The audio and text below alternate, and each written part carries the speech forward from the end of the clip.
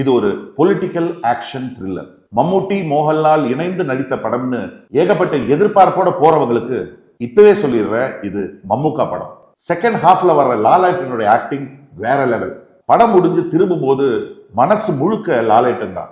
படத்துடைய மொத்த பாரத்தையும் ஹோல்ட் பண்ற மம்முக்கா இந்த ரெண்டு பேருடைய அனுபவ நடிப்பு இன்றைய நடிகர்களுக்கு ஒரு பாடம்.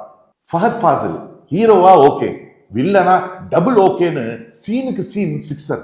നമ്മൾ ഒരുമിച്ചല്ലടാ എല്ലാം തുടങ്ങിയത്.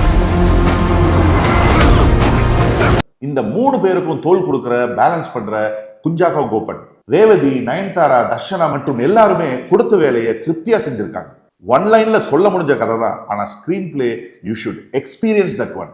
அதுக்கு பக்கபலமா இருந்தது எடிட்டர்ஸ், டைரக்டர்ஸ் மகேஷ் நாராயணன் மற்றும் ராகுல் ராதாகிருஷ்ணன். ஃபர்ஸ்ட் ஹாஃப்ல இருந்த வேகம் செகண்ட் ஹாஃப்ல லேசா லேக் ஆகிற மாதிரி இருந்தாலும் அதுக்கப்புறம் எண்டு கார்டு போடுற வரைக்கும் பரபர பட்டாசு தான். ஒளிப்பதிவு மனுஷ் நந்தன்.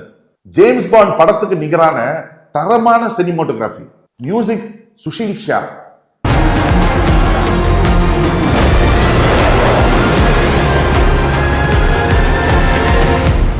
சீட்டோட நுனிக்கு ரசிகர்களை கொண்டு வர டெம்போ ஏத்த இந்த மாதிரி படத்துக்கே உரிய சூப்பர் மியூசிக். ரத்தம் தெரிக்கிற ஆக்ஷன் படத்துக்கு நம்ம Kollywood stunt master Dileep Subbarayan, stunt Siva, mafia சசின்னு நம்ம பசங்களோட கேரளா சைட்ல இருந்து ரியாஸ் ஹபீப்.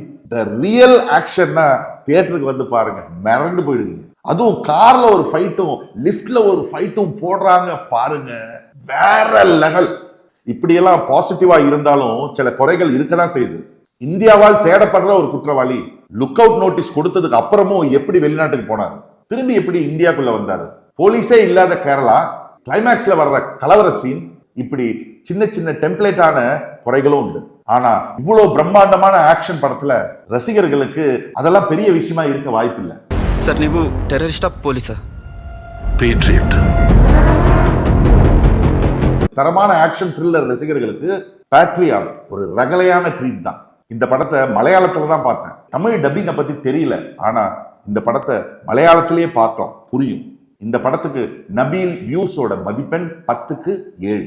மீண்டும் வேறொரு திரை விமர்சனத்தில் மீட் பண்ணலாம். தேங்க்யூ.